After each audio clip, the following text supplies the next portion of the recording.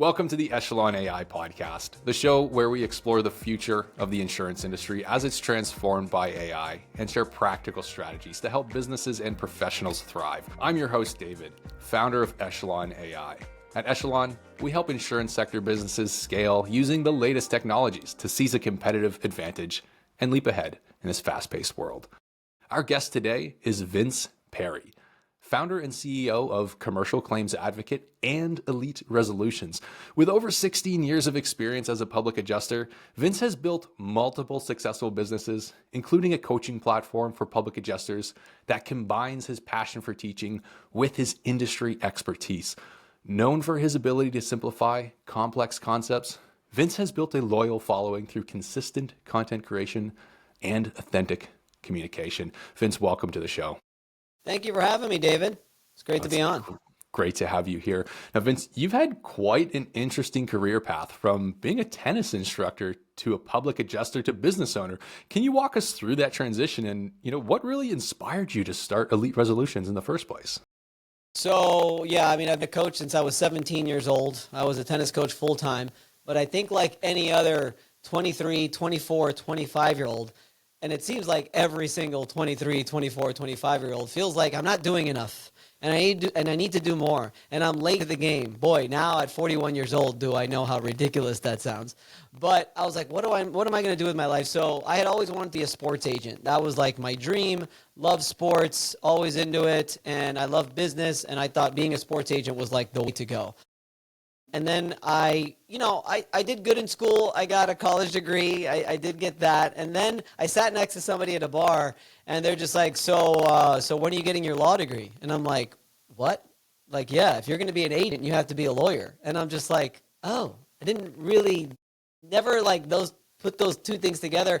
I was a sports management major, so I did that to be an agent. But then he starts telling me about law, and I'm like, I got to go to law school? So I tried. I took the Kaplan course, studied my butt off, took the LSAT, and got a mediocre score. Because I've just never been good at those tests, It's just not that I'm not smart. I'm just not good at those tests. So I applied for a couple law schools.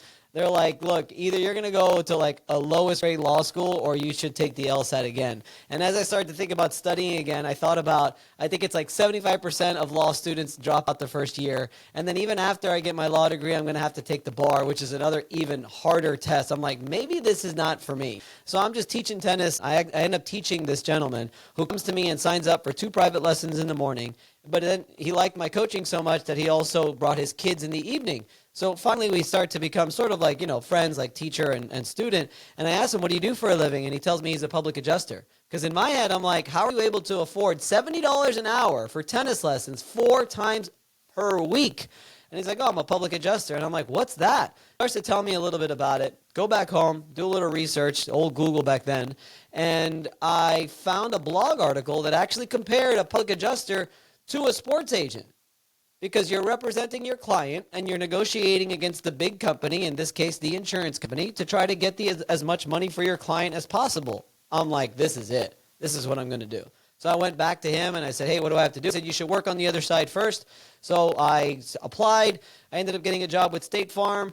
Didn't like the corporate life because I was teaching tennis, which is a little entrepreneurial because I'm working my own time, I'm working my own hours, I'm signing up my own clients, I got to do some sales and marketing to try to attract more clients, and I'm working my own time. And then I was like, well, this is great because I get a salary, so steady commission, so I won't have any bad weeks or bad months. I get benefits, and I get all these amazing things, and I clock out at 5, and it was wonderful, and I'll never forget, David. Another student of mine, the parent of a student of mine, when they were like, we had like a little party for my going away, and he looks at me and he goes, be careful what you get. Be careful what you wish for. Because if you think that you don't have it good now because you want to make more money, he said, be careful what you wish for.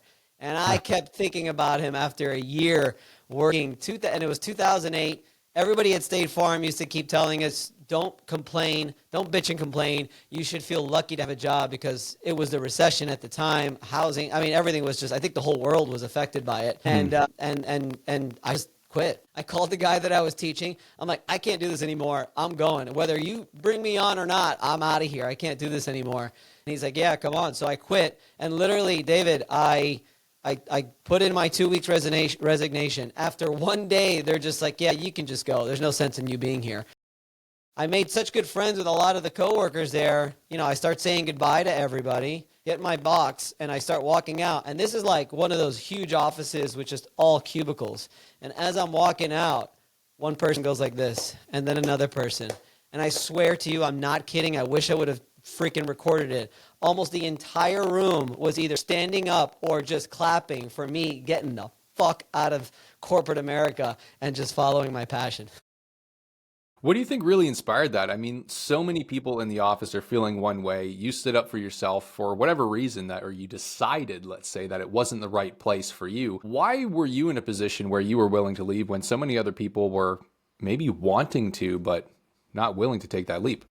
Well, I mean, I think the ability to take risks, it's something that people have to do. They have to understand already going into something that if you're going to try to follow some kind of passion or follow some kind of dream, there's always going to be some risk involved. And if you could also try to think that there's also going to be some low moments involved, and just know that if you could at least be somewhat prepared that those things are going to happen, it just at least gives you some understanding that those things are going to happen. But I think it's also very important to plan strategically. I'm an extremely strategic person in where I'm always trying to think about all of the things that need to be done. And if I know that I'm no longer going to have that steady income, I first have to start thinking about, okay, I have to build a business now that I've already been told it's going to take me about 3 or 6 months to even start seeing any money. What can I do now to start generating some kind of income? And for me, luckily, it was easy. I just started teaching tennis again. I already had that, so I just called all my clients. I'm like, hey, I'm back. And I, was able to have that book of business. So I was only supposed to be for a couple of years, but it ended up being almost 10 years. But every day, David, it was public adjusting from 8 or 9 a.m.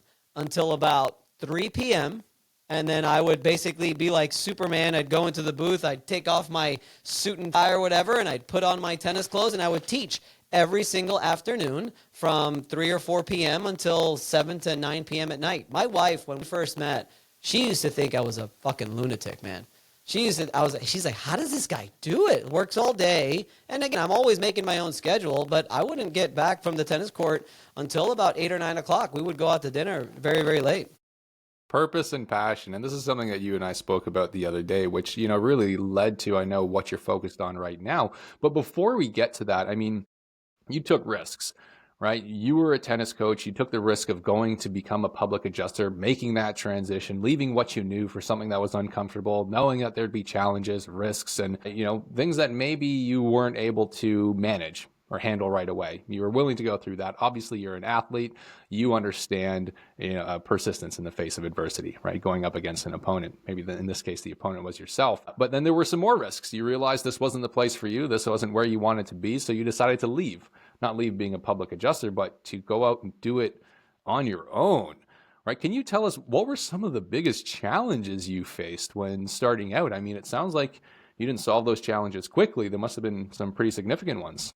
Yeah, I mean, the biggest challenge when you're starting a new industry is where are you going to find the resources? So when I set goals and whatever it is, especially if it's a new venture, one of the first things that I do when I set that particular goal, maybe making a particular amount of revenue in this new business or setting up some stuff, one of the first things that I write down, I'll sit down for 30 minutes and I will write down resources, and I'll start writing down what are all the resources that I can go to try to fast track this and try to learn as much possible so that I could at least minimize my mistakes a little bit and sort of minimize the length of time it's going to take me to somewhat master it. And I quote master because at the end of the day, you could have all the resources in the world. It still takes experience and time and approximately 10,000 hours to really become a master. So I quote master like that. But I write down all my resources, man. So what are the books that I could read? What are the courses that I can take? What are the certifications that I can get? I'm getting a little bit off topic, but over the last 6 months, I've been diving into business brokerage.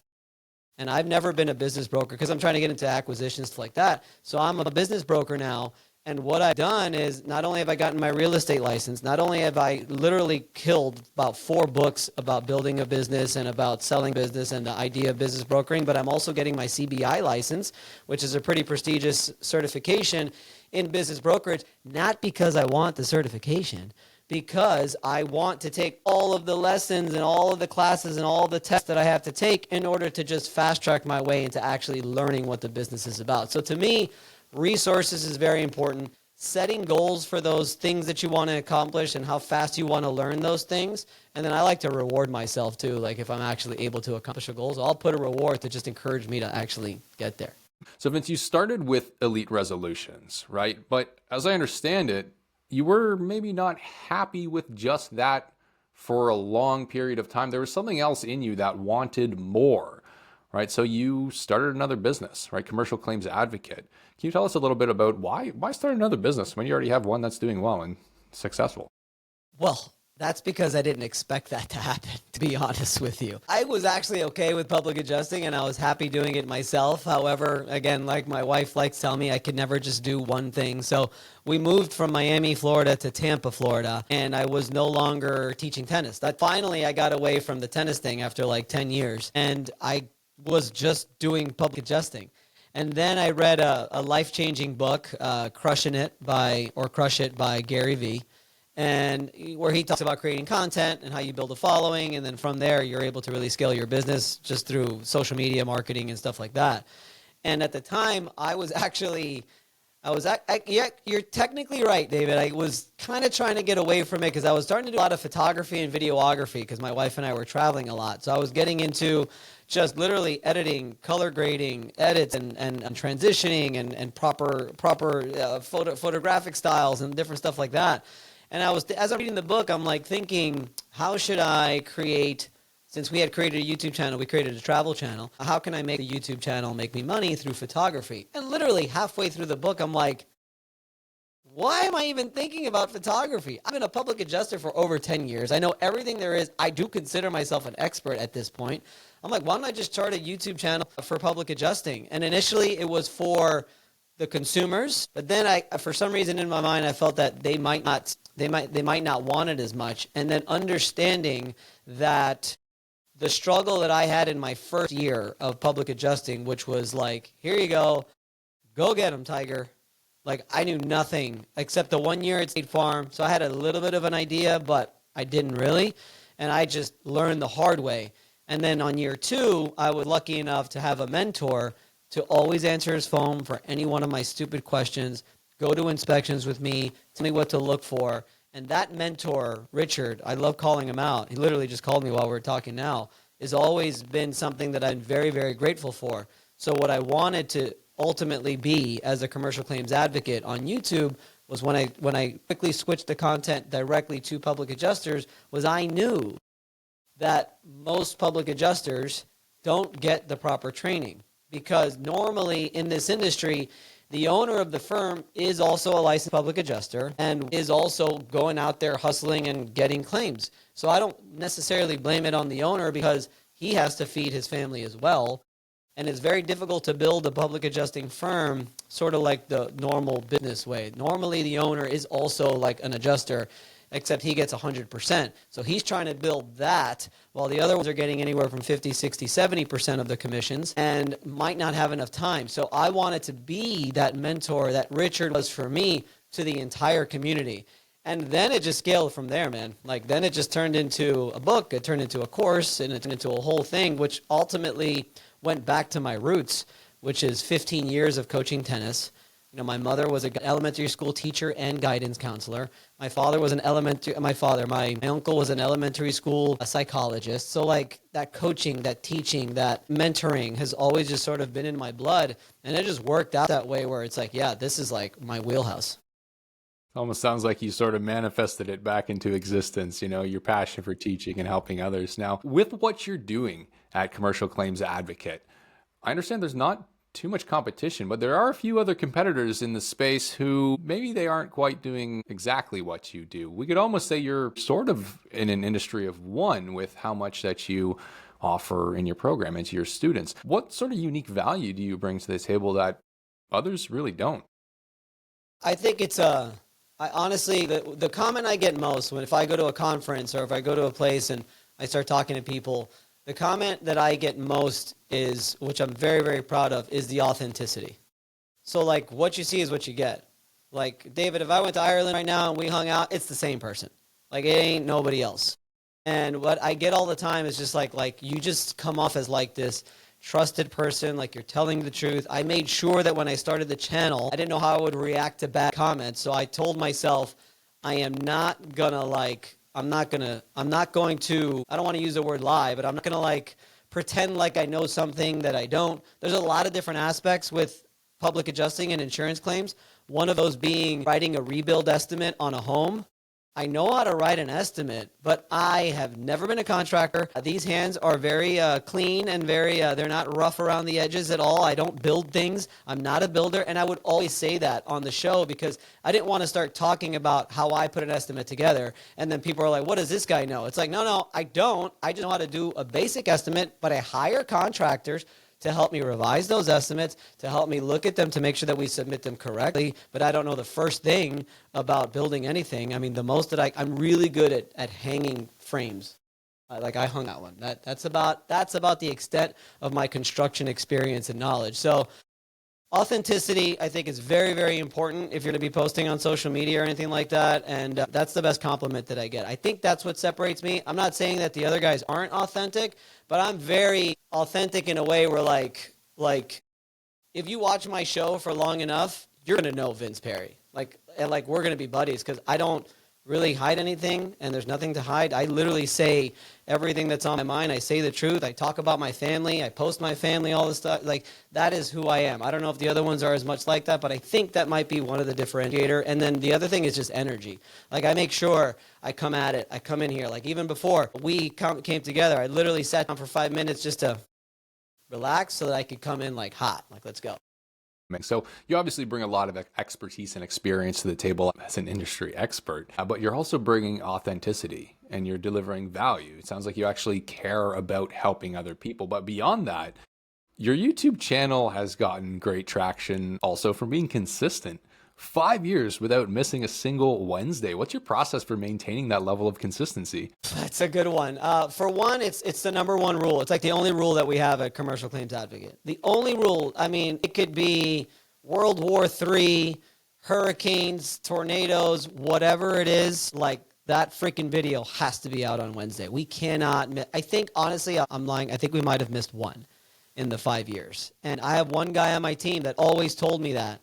It's just dude, record now, something, we need something. And we even sometimes we would we'd find something else and we would put it on there. The process, honestly, the way we put the process now is I do have a studio that I go to, which is freaking fantastic. And I'll shoot 4, which is very difficult, by the way. Everybody's like, oh, just shoot them all at once. Yeah, try it. It's tough. I'm sure you know. To shoot a show back to back to back and to bring the energy and then, to create the content that you're going to be reading or you're going to be winging it, whatever it is, it's not only tough to create it, but then it's tough to just freaking sit down and do it because I'll tell you, by the 4th one, you're just gassed, But I think it is, at the end of the day, the best way. But for many years, David, it would be, my deadline was always Monday. I would have to at least shoot it by Monday so that the editors could edit it on Tuesday and then post it on Wednesday. Unfortunately, there was not much of a process behind that. But now there definitely is. Our editor has a deadline that by either Monday evening or Tuesday morning, it has to be done so that the other part of the team has the whole day to sort of post it and post it the way it is, get the shorts and do whatever they need to do. Amazing. So Vince, beyond consistency and beyond authenticity, what are some of the strategies or key points that have been the most effective for you building your audience and converting viewers into clients? The information has to be valuable. So in order for it to be valuable, you have to know who you're talking to. So who is your target? I always say that it's very important that you should literally, when you're creating any kind of content, is to be talking to one specific person. If possible. You hear that all the time. I call it the ideal customer avatar, which mine in this case is public adjusters. So you have to have a sort of a mental image and then just make sure that the content is valuable. It just has to be something good. Another question that I got all the time when I started the channel was, why are you doing this? Why are you giving away all these secrets? And Gary Vee in Crushing It literally talks about just that and says there are no secrets, especially now with AI and ChatGPT and Google. You can literally Google search anything. But the way I thought about it was I read a lot. I am an avid book reader, audio. I'm constantly trying to feed myself information. And the way I thought about it when I actually started the channel and was creating the content and giving away all the secrets at the time, which now everybody does in public adjusting, was if these authors are willing to write books on their secrets and their processes and their systems as to why they're successful, and I'm literally buying this book and I'm reading it and I'm going to copy it verbatim, like, why can't I do that? It didn't make any sense to me. After Gary Vee said it in his book, and then I'm just like literally reading some book and I'm like, well, this guy's able to do it. I scroll through all the books that I've read or that I have in my library, and I'm just like, this guy gave me this. Like the Entrepreneurial Operating System, for example, EOS. He gives all of it away for free. Does he have coaching, and does he have integrators and stuff like that go, or implementers that go in and implement it? Sure, and that's going to probably make it even better. But he literally has the book, Traction, this big, that gives away the entire Entrepreneurial Operating System. That might have been one of the books that I read. I'm like, if this guy's willing to do it, like, why can't I? When you give away the secrets, when you give away the most valuable information that even you think are the only person that know, when you give that away, you now become the go-to expert, the go-to person for further questioning, for further coaching, for further mentorship, and that ultimately just makes it, that's what takes you to the next level. And leadership's the same way. Like, I used to always, back in the day when I first became an entrepreneur, when I first became a director, a manager, a leader, I used to honestly hold my team back because I was afraid that they would either take my position or they would leave and go do something else. I didn't want to teach them too much. When I decided to flip that on its head and literally just give them everything and empower them and try to build them up to just like the best possible workers, human beings, like I call it the one, Ed Milet calls it the one. When you go to a dinner table, there's always that one person that everybody's sort of drawn to. I want everybody on my team to be the one in their family and amongst their friends, and I try to empower them and give them all the stuff that I'm learning and I pay for, and I try to give it to them to empower them. When you do that, dude, it is like night and day. What they will die on a sword for you. And then the same thing goes for your audience. Same thing. Give them the tools. They'll come to you for everything else. Incredible. Amazing insight. And it's exactly what you're doing right now. You're giving advice. You're giving what you have and what you know. And maybe to paraphrase, not what Gary Vee was saying, but Alex Hormozi, I'm sure you know as well, you need to give so much value for free that people are going to be asking themselves what it is they can pay you for, right? I like that. Give it so good that they're throwing their money at you because they want to know what else that you have. Now, Vince, YouTube is a cornerstone of your lead generation and really what you've built. But as I understand it, it took a little while to really get traction and the reach that it has today, as it does with social media. How has your lead generation process evolved as your business has grown? Well, a lot of the leads actually, I would say YouTube is interesting because people can't direct message you on YouTube. So as far as lead generation, it's a little bit more complicated because nobody has YouTube channels. Like, there's a ton of YouTube channels, but when you really think about it, nobody has the guts to even start a YouTube channel. So all these comments that you see are like these people that they just have a Google account and they comment like off that. So there's not really much. So a lot of my leads actually go from people watching a YouTube channel and then usually come into either Facebook or Instagram. Facebook or Instagram for us is our top lead generation tool. It's all the public adjusters that like, comment, follow, or even view my stories. Like, we're going to reach out pretty much every single one of them as soon as they take any action on my Instagram page, or if they friend request me on Facebook, I'm going to reach out to them with an open message to ask them if they want my help.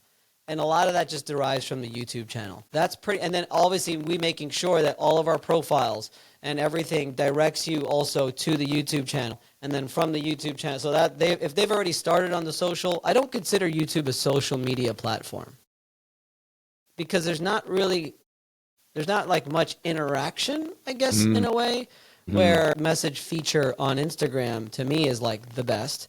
And then the Facebook Messenger also, those two are just like text message features. So it's much easier for me to engage with the audience through social media. And then I would say the YouTube channel is top of funnel. You know what I'm talking about. So like that's Absolutely. Sort of the top of the funnel. That's where it all starts. Give it all away. Give it all away. Now, I will say in the YouTube descriptions and what we're about to implement now, but in the YouTube description, there's the lead magnets, right? There's a sign up for a newsletter. there's all that stuff. And if they click on that, we obviously get a notification. That's a lead that comes in. So we do get a decent amount of leads that come in that way. But what we're going to start doing now is we're trying to create a process now where we create a new lead magnet for every single YouTube channel just to provide more value. And then obviously if they download the lead magnet, we know that they want help. And then that's how we reach out to them. Amazing. And I think this is going to lead into what I want to talk to you about next. But just quickly for the audience, if you hear this term, funnel, top of funnel, and you're asking yourself, I've heard these terms before, what do they mean? Top of funnel awareness, you're building awareness about your brand. Then you have interest, you're putting out content that will gain interest in what it is that you're doing. You have the decision after that. You've put out enough value, you've brought in enough attention that your viewers are deciding that you're the person to work with, and you lead them to action, a call to action or a prompt to say, hey, get in touch, let's have a conversation. Now, Vince, you said you're working on creating a specific lead magnet for every YouTube video that you create. I imagine AI is playing a pretty big role in that. Tell us a little bit more about how you're starting to use AI in your businesses.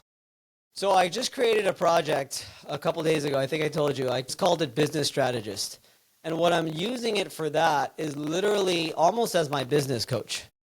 So I've got a few projects in there. I've got a few chats in the project, but I've instructed the project. Basically, its role is to be like a top business strategist, entrepreneur who's bought and sold different businesses and scaled different businesses and all these things. As different sort of ideas come about and deals come about, because, one thing I've always found hard, like to sort of, how do I bring people in that will, like some kind of commission structure and stuff like that. So I've been using it a lot lately since we last talked, and just in the last few days, last like 5 or 6 days, literally spitballing and just trying to get ideas and just like, hey, what do you think about this? What do you think about that? Because I'm starting a lot of new things. I got some things that are cooking, and it's really helped me in just being able to just sort of have somebody to bounce my ideas off, then give me ideas in return. I'll literally ask it, what do you think? Give me some ideas. And then it's just like, that's good. I like that. So lately, that's what I've been using it a lot for. But I've got like 6 or 7 GPTs that I've created for different parts of my business to just sort of help me. Like all my YouTube scripts, I have a GPT. I say the title, spits out the YouTube script in the exact format that I want. And then also I do leadership training for my inner team and for my mastermind. I have a certain framework that I like to use. I put the whole framework in there, create the GPT. So now I just give it the topic, and it gives me my entire teaching lesson with all my models that I want to draw as well. Amazing. So you're training AI to really be your personal assistant, but also to be a business strategist, an advisor, maybe a little bit of a digital mentor, we could say as well. Now, this is for yourself, and you've brought yourself pretty far. You have a couple of businesses, you're saving time, you're leveraging that as well. But if we look at the broader insurance industry in general, where do you see the biggest opportunities for AI to start transforming even public adjusting? I would say definitely in the claims industry, because I'm not in the insurance sales industry. I don't know too much about that. But as far as the claims industry is concerned, I mean, I've already been training my admin. So to sort of try to buy back my own time and not be in the weeds. If David has an insurance claim, insurance company pays like, $1,000. And let's say we have an estimate for like $100,000 and we have to sort of figure out what's going on. The insurance company will send their estimate. They'll send a letter or a denial letter. I've created an insurance specialist to GPT where we can literally upload the estimate, upload the letters, we could upload engineering reports, we could upload anything that they put, and I've trained the GPT to basically review all of that information, but then also review my narrative of the insurance claim and my estimate that I put together and say, and it'll just spit back, hey, you're right, they didn't pay for this. It'll compare estimates on what their estimate is missing. And then it'll also review all of their reports and the findings compared to my reports and my findings, and then create, draft proposals or draft letters and emails to basically counter what their decision is so that we can get what we want. It's like freaking awesome. So the beauty about it, which is what I love about the AI human interaction, where people think that AI is going to take over, this is making us worse, and what's going to happen. It's like, no, if you get all into it and you start actually using it for its benefit, it only makes you that much more valuable. It only makes you that much more of a quote-unquote expert. So by me having trained my admin now to take advantage and use the AI, I'm now no longer having to do that because she uses the GPT that I created, or she uses her own chat GPT to now follow the process, upload this, upload that, tell it this, give it role, do this, do that. She'll spit out the whole thing and then she'll send it to me. How's this look? And I'm like, that looks perfect. Send it. I just didn't have to do anything. I didn't even have to do the uploading. Amazing. Amazing. I love it. Vince, a couple more questions here for you quickly. I mean, in terms of AI, you're using it on an individual basis for individual tasks and for getting a great result as well. But looking forwards to the next 6 to 12 months or so, are there any specific AI tools, approaches, or platforms that you're excited to explore or excited for when they start coming out? I'm using Hoppy Copy now, if you haven't heard of that one. Hoppy Copy is pretty cool. It's for blogs and writing and stuff like that. I'm using Make. I don't know if that's an AI tool, but it's like a Zapier. I'm starting to figure that out. I'm trying to connect it so that when I get whatever AI spits out, I could have it, go into a Google Sheet or to a Google Doc. Definitely, the AI agents is something that I'm trying to get into. I do have a friend, not a friend. She's like another entrepreneur. She actually does a lot of AI as well. You'd be good to talk to her. And I might be hiring her to help me in like creating the bots and stuff like that. Because a lot of times apparently you could just you could send a text and it'll like create the draft and it'll do all these things. So I'm still in it's still for me, it's still in its infancy. I think I use it pretty well to like try to settle my claims, create my scripts and all the business strategy and stuff like that. We're still trying to implement it. If you're talking about specific tools and stuff, definitely Hoppy Copy we're using like crazy right now. And also Make, we're trying to just automate as much as possible. That's where we're at right now. What's going to come in the near future, I don't know yet. Who knows? No one really does know, but that's awesome. Yeah, some very great resources for people to look into if they're looking to enhance any automations or just save their time a little bit more with copy and content. Vince, what are your goals now for Commercial Claims Advocate and your other ventures with these things considered in the next 12 to 18 months? Next 12 to 18 months is, in the immediate right now is we are pretty much all in on Go High Level. So we're almost done with that. That was our quarterly goal. The quarter will be done at the end of June, so we're still ahead of schedule. Once that's done and completed, I'm in the process of finding 2 salespeople. So instead of me doing all the sales, I will have 2 salespeople working the Commercial Claims Advocate side. I'm probably going to back out a little bit. Instead of every week me coaching, it might be every other week because now I'm also a full-time business broker. So we're brokering deals for people that want to sell their businesses. But in order for me to productize the business, which, by the way, I recommend to anybody in your audience, if you have a service-based business, you have to find a way to also productize it. Because a lot of service-based businesses, you have to complete the service first, and then you don't get paid until it's done. Where if you could take a portion of your business that's, say, the most complex, but also the most repeatable that people really need, you could actually create a product based on that, and people could actually purchase it, and you start generating revenue very quickly. So one of those things could also be some kind of coaching, right? That always exists. So what I'm implementing now is it's probably going to be called Elite Builder or Elite Business Builder. And what we're doing is just for entrepreneurs who want to work less, scale smart, and ultimately cash out their business. I know so much about building businesses, scaling businesses, systems, operations, and marketing and sales, leadership and mindset. And now that I'm doing business brokering, I'm talking to people. I didn't know how many people have been running a business for 5+ years, have barely ever broken the $100,000 mark, are the only employee in their company, or it's them and their spouse. They work long hours. I asked the guy yesterday, David, the business owner of a junk removal company. They basically take the big, large garbage cans and they drop it off, and they help the contractors and stuff throw away junk. And I asked him, I said, I'm trying to figure out what lights him up. I asked him, what's your favorite part of your business, your favorite part of your day? And his answer was coming home. I'm like, that's fucking terrible. Sad. Yeah. And then I talked to a guy today, young kid. I mean, you're a young kid. He's probably, early 30s, pressure washing. Only guy that he does all the pressure washing. He does all the booking. He's the only person in the company. And it's been 5 years and he's never broken. He's only once broken over 100K. So he's asking me for coaching now as well.